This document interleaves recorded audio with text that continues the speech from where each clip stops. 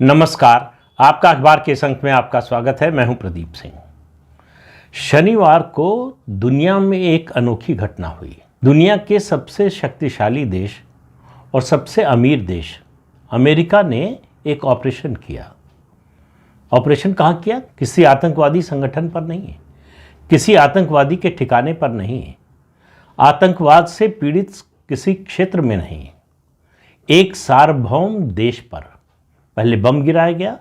फिर अमेरिका की जो स्पेशल फोर्सेस हैं उनके कमांडो उतरे और वेनेजुएला का नाम आप पिछले काफ़ी दिनों से चर्चा में सुन रहे होंगे। उनके राष्ट्रपति और उनकी पत्नी को उठाकर ले गए, एक तरह से कहिए किडनैप कर लिए गए और ले गए हैं अमेरिका। वहाँ पर जो राष्ट्रपति की सुरक्षा में जो गार्ड थे उन्होंने कोई रेजिस्टेंस नहीं किया। इससे आप समझ सकते हैं कि इसकी प्लानिंग कैसे बहुत पहले से हुई थी। इसको अमेरिका की बहुत बड़ी सफलता माना जा रहा है। कहा जा रहा है क्या स्विफ्ट ऑपरेशन किया, इस वाहवाही लूटने में सबसे आगे हैं अमेरिका के राष्ट्रपति डोनाल्ड ट्रंप। उन्होंने कहा कोई जो है कैजुअलिटी नहीं हुई है, कुछ लोग घायल जरूर हुए हैं, लेकिन सवाल यह है कि दुनिया खामोश क्यों है? यूनाइटेड नेशंस का मतलब क्या रह गया है? अगर जिसकी लाठी उसकी भैंस का ही सिस्टम चलना है तो फिर इस अंतर्राष्ट्रीय संगठन का मतलब क्या है? चीन और ईरान और रूस ने इस पर एतराज़ किया है।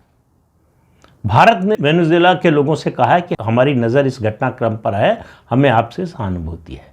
उसके अलावा भारी चुप्पी है, कोई नहीं बोल रहा है। सवाल यह है कि अमेरिका ने हमला क्यों किया? अमेरिका ने ये एक्शन लिया क्यों? अमेरिका जो बता रहा है पहले उसको सुन लीजिए। पहला कारण उसने बताया, और लंबे समय से, काफ़ी समय से, पिछले कुछ महीनों से बता रहा है कि वेनेजुएला से बहुत बड़ी मात्रा में ड्रग्स अमेरिका में आ रहे हैं, अमेरिका को बर्बाद करने की कोशिश हो रही है। उसकी कुछ बोट्स पर हमला भी किया गया इस आरोप में कि इसमें ड्रग आ रही थी। अब क्या था उसमें किसी को मालूम नहीं।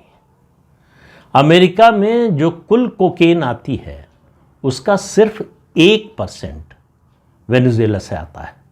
तो ये तो कोई आधार हुआ नहीं, कोई तर्क नहीं हुआ। दूसरा कि आतंकवाद को बढ़ावा दे रहा है, पाल पोस रहा है वेनेजुएला, खास तौर से जो उनके राष्ट्रपति हैं निकोलस मदुरो, उन पर यह आरोप लगाया अमेरिका के राष्ट्रपति डोनाल्ड ट्रंप ने।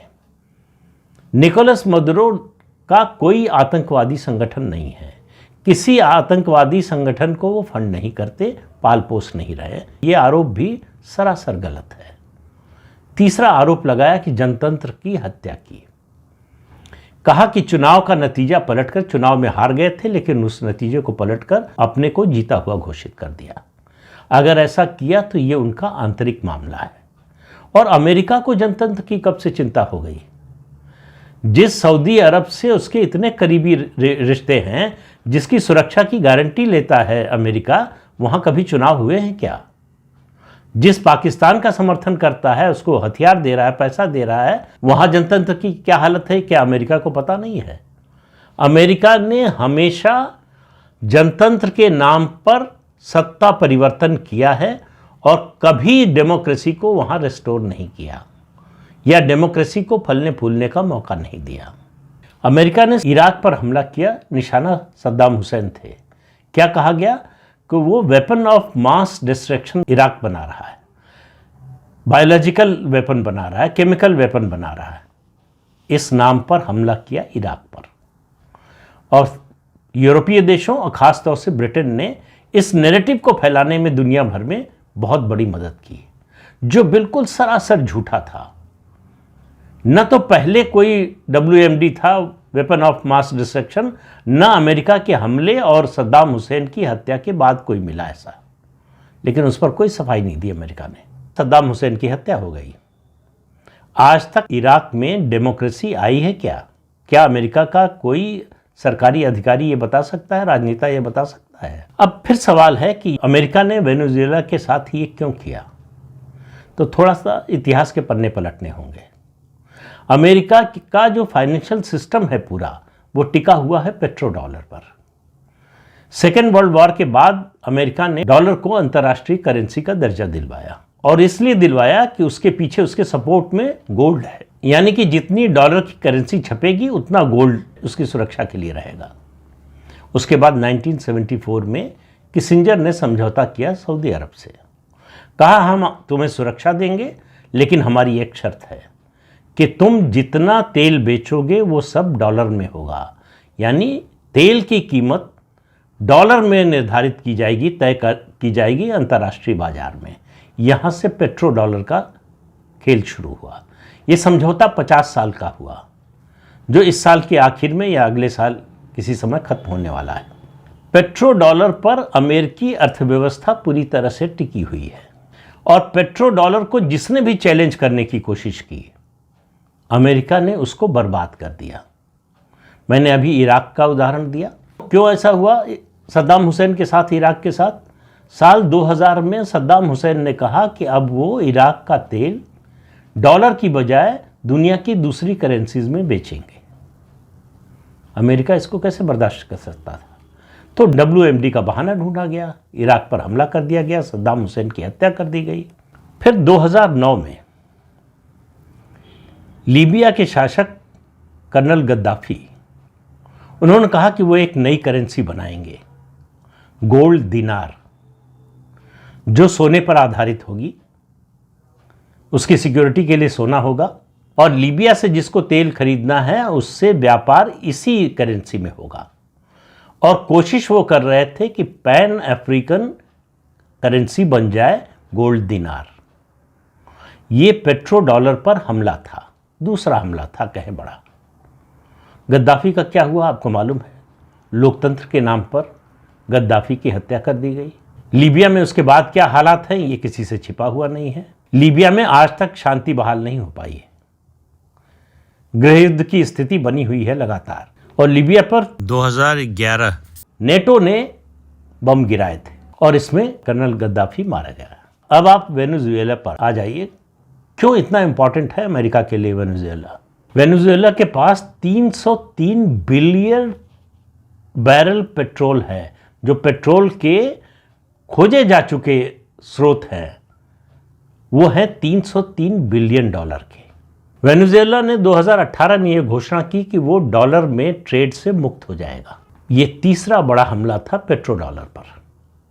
और आप इससे अंदाज़ा लगाइए, सऊदी अरब ईरान के पास जितना तेल है उसका 3 गुना तेल अकेले वेनेजुएला के पास है। और वेनेजुएला पिछले कई सालों से चीन को युआन में, या जो चीनी करेंसी है, उसमें तेल बेच रहा था।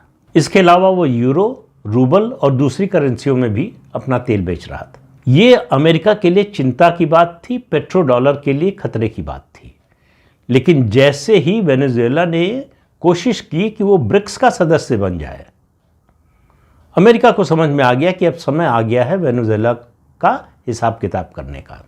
वो स्विफ्ट को बाईपास करके, जो अमेरिका ने बनाया है बैंकिंग ट्रांजैक्शन के लिए, फाइनेंशियल ट्रांजैक्शन के लिए जो सिस्टम बनाया है, उसको बाईपास करके चीन के साथ मिलकर पेमेंट्स का एक नया सिस्टम डेवलप कर रहा था। यानी फिर अमेरिका का जो पेट्रो डॉलर है उसकी हेजिमनी को चुनौती, कि डॉलर में हम व्यापार नहीं करेंगे, हम दूसरी करेंसीज में करेंगे, लोकल करेंसीज में करेंगे, डॉलर में नहीं करेंगे। और वेनेजुएला के पास और चीन को मिलाकर इतना पैसा है उनके पास कि ये डी डॉलराइजेशन का प्रोजेक्ट वो दशकों चला सकते हैं। ये अमेरिका को पता था। तो जब 1974 में किसिंजर ने सऊदी अरब से समझौता किया और पेट्रो डॉलर की व्यवस्था बनी, तो पूरी दुनिया में डॉलर की मांग हो गई कि बस जिसके पास डॉलर होगा वही तेल खरीद सकता है। तो पेट्रो डॉलर का दबदबा पूरी दुनिया में स्थापित हो गया। इसको चुनौती देने का मतलब है अमेरिका की जो इकोनॉमी है, जो फाइनेंशियल सिस्टम है, उसको चुनौती देना। और अब आप ये समझिए कि अमेरिका की आर्थिक स्थिति क्या है। 40 ट्रिलियन डॉलर, 40 ट्रिलियन डॉलर का कर्जा है अमेरिका पर। उसकी अर्थव्यवस्था की स्थिति दिन पर दिन खराब होती जा रही है। ऐसे में अगर डॉलर की हेजिमनी को चुनौती मिल गई तो अमेरिका की पूरी इकोनॉमी ध्वस्त हो सकती है। तो वेनेजुएला, चीन और रूस मिलकर पेट्रो डॉलर को चुनौती दे रहे थे। आपको याद होगा ट्रंप बार बार हमला करते हैं ब्रिक्स पर। आजकल थोड़ा कम कर दिया है, ये मरा हुआ संगठन है, बेकार संगठन है, कोई संगठित रूप से जो है ये संगठन चलता नहीं है। असल में अमेरिका को, ट्रंप को डर है कि अगर ब्रिक्स के देशों ने लोकल करेंसी में व्यापार करना शुरू कर दिया तो पेट्रो डॉलर का क्या होगा। 2 हफ्ते पहले अमेरिका के जो होमलैंड सिक्योरिटी एडवाइज़र हैं स्टीफन मिलर, उनके बयान से सब बातें स्पष्ट हो गई कि अमेरिका वेनेजुएला पर हमला करने वाला है और क्यों हमला करने वाला है। उन्होंने साफ साफ कहा कि वेनेजुएला में जो ऑयल निकल रहा है 100 साल पहले अमेरिकी कंपनियों ने उसकी खुदाई शुरू की और ऑयल निकालना शुरू किया, रिफाइन करना शुरू किया। इसलिए ये अमेरिका का एसेट है, अमेरिका की संपत्ति है जिस पर डकैती डाली है वेनेजुएला ने। अब आप समझिए कि कोई देश अगर अपनी परिसंपत्तियों का सरकारीकरण करे, नेशनलाइजेशन करे, तो ये डकैती है अमेरिका की नज़र में। और अमेरिकी कंपनियां कहीं इन्वेस्टमेंट करें और उससे अमेरिकी कंपनियां कमा रही थी, ऐसा नहीं कि मुफ्त में ये काम कर रही थी। तो अमेरिकी कंपनियां कमा भी रही थी और अमेरिका का फायदा भी हो रहा था। लेकिन अब अमेरिका सब चाहता है, सब के अलावा वो पेट्रो डॉलर पर कोई खतरा नहीं चाहता। तो इराक पर हमला किया तो फिर से इराक का तेल डॉलर में बिकने लगा, लीबिया पर हमला किया और अब वेनेजुएला। वेनेजुएला सबसे बड़ा तेल उत्पादक है दुनिया का। इसके अलावा खतरा और भी है। ईरान जो है, ईरान से जो नाराज़गी है, बहुत से कारण है उसके, उसमें एक कारण ये भी है कि ईरान जो है अपना तेल डॉलर में नहीं बेच रहा है। उधर चीन ने अपना डायरेक्ट पेमेंट सिस्टम बना लिया है जिसमें 185 देशों के 4800 बैंक शामिल हो चुके हैं। और आपको मालूम ही है, पहले मैंने कहा भी कि ब्रिक्स भी अपना पेमेंट सिस्टम बना रहा है, तैयार कर रहा है, जिसमें भारत भी शामिल है। और आप देखिए, ब्रिक्स के देश हों या ग्लोबल साउथ के देश हों, उनको अमेरिका ने संदेश दिया है कि जो पेट्रो डॉलर को चुनौती देगा उसका क्या हश्र करेंगे। और ये देश ये भी देख रहे हैं कि जो डॉलर में व्यापार करने से मना करेगा उस पर अमेरिका हमला करेगा, यानी हिंसा के जरिए डॉलर में व्यापार करवाएगा। ब्रिक्स के जो सदस्य देश हैं वो दुनिया की 40% जीडीपी पर उनका कब्जा है। दुनिया की कुल जीडीपी का 40% ब्रिक्स के देशों में है। तो अमेरिका ने तय कर लिया है कि पेट्रो डॉलर को बचाने के लिए अगर किसी देश पर बम गिराना पड़े, वहाँ तख्ता पलट कराना पड़े, तो वो सब करने को तैयार है। अभी तक जो है वो परोक्ष रूप से किया जाता था, बहाने से किया जाता था। इस बार सीधे सीधे हुआ है। मदुरो क्या कर रहे थे अपने देश में? डेमोक्रेसी के समर्थक थे, विरोधी थे, वो उनके देश का अंदरूनी मामला है। लेकिन मुद्दा मदुरो नहीं थे। मदुरो अगर कहते कि हम अपना तेल डॉलर में बेचेंगे, पेट्रो डॉलर के खिलाफ अभियान में शामिल ना होते, तो उनका यह हश्र न होता। लेकिन सवाल यह है कि क्या इससे पेट्रो डॉलर बच जाएगा? ये जो मैंने बात कही, ब्रिक्स और ग्लोबल साउथ के देश देख रहे हैं। अब उनको एक बात समझ में आ गई है कि सरवाइव करना है, अगर पेट्रो डॉलर की हेजिमनी से बचना है, अमेरिका के इस आतंक से, इस हिंसा से बचना है, तो डी डॉलराइजेशन का अभियान तेज करने की जरूरत है। उसको रोकने की जरूरत नहीं है, उसको और तेज करने की जरूरत है। और इसके लिए दुनिया के बहुत से देशों में एक सहमति बन रही है। तो जिस पेट्रो डॉलर को बचाने के लिए अमेरिका इस तरह के कदम उठा रहा है, सार्वभौम देशों पर हमला कर रहा है, उनके राष्ट्रपति को गिरफ्तार करके अपने देश में ले जा रहा है, ये पूरी दुनिया देख रही है। और दुनिया को समझ में आ रहा है और अमेरिका को भी समझ में आ रहा है कि पेट्रो डॉलर के दिन बहुत ज़्यादा समय तक चलने वाले नहीं।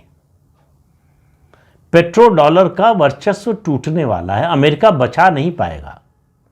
अमेरिका केवल जो ये एक्शन ले रहा है उससे जो होना तय है वो सिर्फ टलता जा रहा है, उसमें समय ज़्यादा लग रहा है।